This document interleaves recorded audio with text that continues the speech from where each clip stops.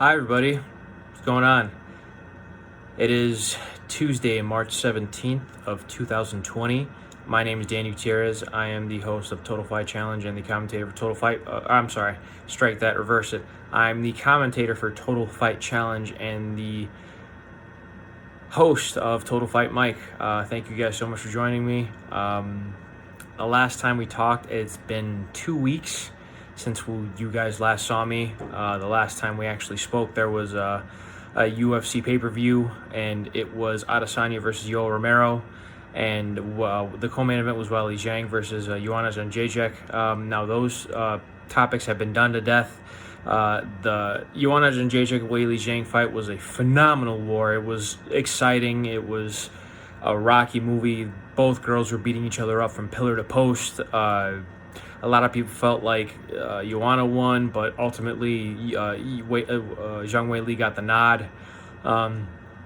Numerically, it looked like Joanna Jędrzejczyk, at least on was it Fight Metric? Yeah, Fight Metric or CompuStrike, where they actually awarded the numbers to Joanna, which is pretty interesting because I felt like Zhang Weili actually landed the harder shots, and you actually saw the huge bruise coming out of the forehead of Joanna Jędrzejczyk, which actually was pretty much consisted of her forehead was the large bruise, and she fought with that for virtually 2.5 rounds, and that was nothing short of spectacular. That was a very exciting fight, and that is one of the top fights up there in all of mixed martial arts title fight history, if not co-main event history. As far as, women's history or women's title fight history, these two girls fought their heart out. Let's just say that they were part of, without a doubt, which was one of the most exciting fights in all of women's strawweight history. Now, when you look at the main event, the middleweight title fight between Israel Adesanya and Yoel Romero was pretty lackluster. A lot of people are faulting Israel. A lot of people are faulting Yoel. I personally am not faulting anybody. The only thing that I will say is that Yoel Romero looked a little bit tentative, and he didn't look comfortable opening up against somebody like Adesanya, and it only utilized his wrestling pedigree for maybe once or twice in the entire fight. And when you're in a title fight, and and you're fighting a champion, you're a challenger fighting a champion, and that champion has something that you want, you have to go after it, because sitting back and giving a lackluster performance like that is not going to get you the belt. It looked to me as if Yoel Romero was kind of banking on the fact that the judges and the fans and everybody has seen him fight before and can know what he deliver, whereas Adesanya knew exactly what Yoel Romero was capable of and wanted to stay on the outside and utilize his superior range in kickboxing and pick his shots. So that was kind of the deciding factor as to why that bout turned out the way it turned out. Now let's fast forward to the end of last week, which actually led into what was supposed to be the continuation of the Bellator Featherweight Grand Prix, but the entire card was scrapped. It was canceled due to the COVID-19 pandemic, which is happening here in the United States. I do live in Illinois. There are some cases northeast of me in Chicago, but I live on the southwest suburbs, I guess you could say, more like north central Illinois, but that's neither here nor there. I'm fine, my girlfriend's fine, family's fine, dog's fine. Don't know anybody that does have it. We're constantly getting updates and are constantly being updated by Pritzker and the government, so all I can do is trust in the news that is given to me. I know for everybody who's a tinfoil hat person that you shouldn't really put much emphasis on what the news says, but it's our only source of information right now other than Facebook, which is pretty sad. So continuing on with that, Bellator was scrapped. However, UFC in Brasilia with Kevin Lee and Charles Oliveira going at it was still on. However, there was no audiences in the arena whatsoever. The fighters walked out to an empty arena, and it was pretty strange. I personally watched the fight with Joe Rogan Fight Companion with Brian Callen and Brendan Schaub and Eddie Bravo, excuse me. So it was kind of fun, and it was pretty interesting to watch. No disrespect to Brandon Fitzgerald or Michael Bisping, but there was no. It would have been weird for something extraordinary, something. What's the word I'm looking for? For something not interesting, but something significant. Thank you. For something significant to take place. Actually, if something significant were to take place, and you actually don't realize how much the crowd gives the fighters a certain amount of energy. Fighters do really feed off of the energy of the crowd, and you actually saw that in the empty arena of UFC Brasilia. And they were some pretty interesting bouts. They were all exciting. They were all really good. The one standout performance to me was Gilbert Burns knocking out Damian Maia in the first round. Gilbert Burns is a Brazilian Jiu-Jitsu, a high-level Brazilian Jiu-Jitsu black belt, and he's actually been working with Henry Hooft on his striking for a number of years, actually. He's been in the UFC since 2014, 2015, and he's had some ups and downs, and he's actually been up and down in weight at 155 lightweight and welterweight at 170. Now is actually where he's made his home. And he actually looked pretty good. Now, going into this bout with Damian Maia was giving, a lot of the fans and a lot of the MMA media was giving Damian Maia the edge in terms of experience, but he is getting up there in age. But he's fought for a title twice, and unfortunately, he's come up short both times. And he is a little, again, up there in age. He was on a little bit of a winning streak. Both guys were, as well as Gilbert Burns, his opponent. But a lot of people were wondering how the ground game would go for Gilbert Burns if he were to initiate a ground attack against Damian Maia, and it didn't look like. Actually, I take that back. There were some scrambles. In which Gilbert Burns was able to scramble out of and get back to his feet. But ultimately, he actually threw a fadeaway right shoulder and countered with a clean lead left hook, which actually put Damian Maia down, and Gilbert Burns celebrated, and Damian Maia was on his back kind of looking, and then Gilbert Burns realized that he had to actually initiate some ground and pound to declare a TKO victory over Damian Maia, and that actually ended up happening in the first round, And then the main event, Kevin Lee and Charles Oliveira, they squared off and they went at it. And this was a pretty interesting bout, in my opinion. First of all, Kevin Lee missed weight by 2.5 pounds.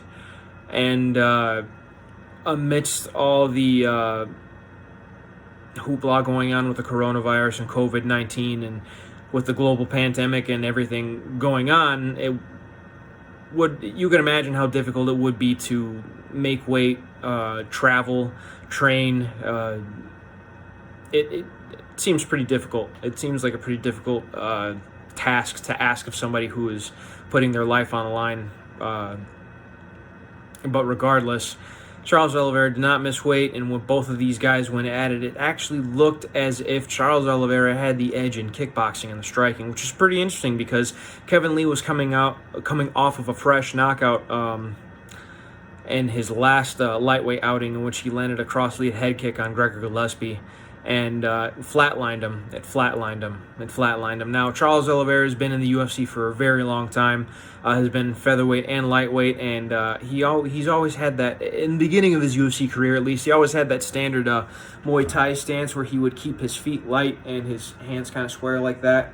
Now, when a lot of guys do that in MMA, it's usually because they want to throw power kicks, so they could just whip that rear right kick to their opponent's limb, whichever target they're looking for. That, and somebody like Charles Oliveira isn't afraid of being taken down, especially when you saw his very first submission win against Darren Elkins, in which he just smoothly climbed his guard and attacked with a triangle and locked it in, and that was nothing short of phenomenal. You look at Kevin Lee, and he's had some ups and downs in his lightweight career too, and he went up for one fight in welterweight against the former lightweight champion in Rafael dos Anjos. Both of the I'll say both of these guys were on a little bit of a streak, a lot less so Kevin Lee, because he only had that one spectacular knockout over Gregor Gillespie. But against somebody like, Charles Oliveira, he would have needed to put the pressure on a little bit more diligently. Needed to put the gas on the pedal a little bit more diligently. Now, we don't know how tired the weight cut made him, but when the fight unfolded, it looked like Oliveira was in control of the range, the striking, and when Kevin Lee was uncomfortable on the feet, he actually would initiate the wrestling, would initiate some takedowns. They would usually be double legs from the hip, or double legs with the arms around the hip for Kevin Lee, and he would initiate the takedown. But there were a lot of scrambles in this fight. Whenever Kevin Lee would take Charles Oliveira down, Charles Oliveira would get a reversal, and then he'd be looking for a submission. I think he had Kevin Lee in an armbar at one point in time, and Kevin Lee span out of it and ended up on top, and then both those guys stood up. So there was a lot of that give and take going on in the main event until I believe it was the third round, where Kevin Lee was just a little tired. He was getting tagged up, and then he initiated a takedown. Charles Oliveira reversed the position expertly, initiated a choke, and choked out Kevin Lee. Now the ending was a little bit weird. When Kevin Lee tapped to Charles Oliveira's choke, you actually saw Kevin Lee grab a hold of Charles Oliveira again once the referee waved off the fight. That has only happened maybe one other time, and that was arguably when John Fitch got knocked out by Johnny Hendricks.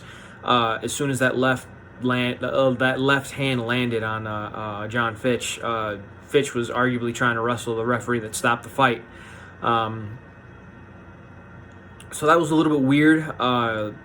It's kind of, and it sucks, because you look at somebody like Kevin Lee, who's actually fought for the interim title. He has a lot of hype. He can walk the walk. He talks the talk. He's a physical specimen too.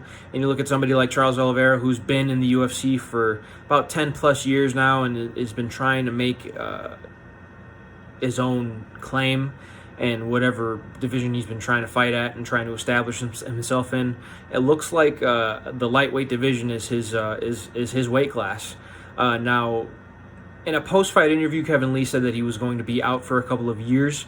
Now, a lot of guys argue that as soon as you're inactive, you want to be active again. So if he does hold true, maybe it's something in his fighting style, maybe it's something in training camp. Kevin Lee actually just switched camps from two TriStar Gym to train under Firas Zahabi, because that actually worked wonders in his last fight against Gregor Gillespie. But we'll see. Again, Charles Oliveira is on a 6 or 7 fight winning streak, and Kevin Lee is 1-2 in his last 3 fights, unfortunately. So, the UFC actually just pushed back a lot of pushed back 3 of their events. A lot of people are actually worried about Tony Ferguson and Khabib Nurmagomedov. A lot of people are worried about that bout actually coming to fruition, because this is the 5th or 6th time that bout has actually been scheduled. So hopefully that doesn't get pushed back and nobody gets injured, but we will see. UFC President Dana White has actually sent out a video. This was at the end of last week, so times have changed since then.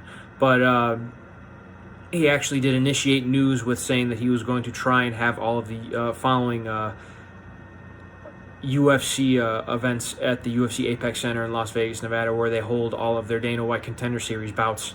It's a smaller venue, about maybe a couple hundred people can fit in there. It's well lit. There's an octagon in there. I don't know if it's smaller or larger. I don't know what the difference is. Maybe about 4 inches or 4 feet, something like that. But that is the MMA news. That is the update with me. That is the update with the Total Fight Mike. Joe Goitia has actually pushed a Total Fight Challenge from April 25th all the way back to July 18th, Saturday, July 18th. It will still take place in the Cicero Stadium in Cicero, Illinois, but instead of April 25th, it has been pushed back to July 18th, Saturday, July 18th of 2020. So we will see you guys there. Again, thank you guys so much for the video, or watching the video. Please give us a thumbs up, like, and subscribe. Please share, and I will talk to you guys later. Be safe, be careful. I know this is a very interesting time with the pandemic and with the pandemic going on in the entire world right now, but I'm pretty sure everybody will be fine. Not to say that this will all blow over. This is a pretty serious issue. However, got to stay positive, guys. Got to stay positive. So, again, thank you guys so much, and I will see you guys in the sequel. Bye, everybody.